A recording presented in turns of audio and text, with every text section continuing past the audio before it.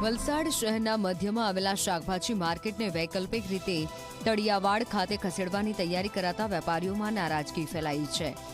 જો તળિયાવાડ વિસ્તારમાં શાકભાજી માર્કેટ ખસેડાશે તો ચોમાસા દરમિયાન પૂરની સ્થિતિમાં તકલીફ થશે અને ગ્રાહક નહીં આવે તેવી વેપારીઓને ભીતિ છે। ત્યારે તળિયાવાડ વિસ્તારની જગ્યાએ અન્ય જગ્યાએ શાક માર્કેટ ખસેડવાની વેપારીઓ માંગ કરી રહ્યા છે। ઉલ્લેખનીય છે, શાકભાજી માર્કેટ નવું બનાવવાનું હોવાથી હાલ ધમધમતા બજારને તળિયાવાડ વિસ્તારમાં ખસેડવાનું નક્કી કરાયું છે, જેથી વેપારી વિરોધ કરી રહ્યા છે।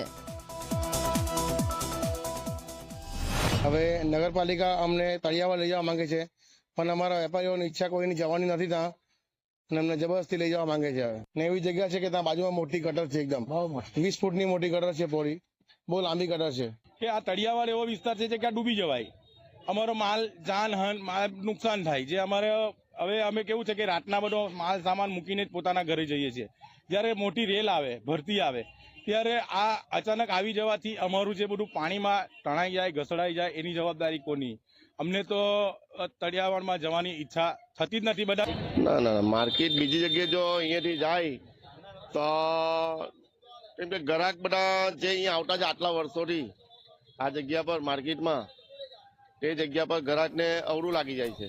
ને બીજું કે તળિયાવાડ જશે તો ત્યાં હું જે નીચાણવાળો વિસ્તાર છે એટલે પાણી ભરવાની શક્યતા વધારે છે।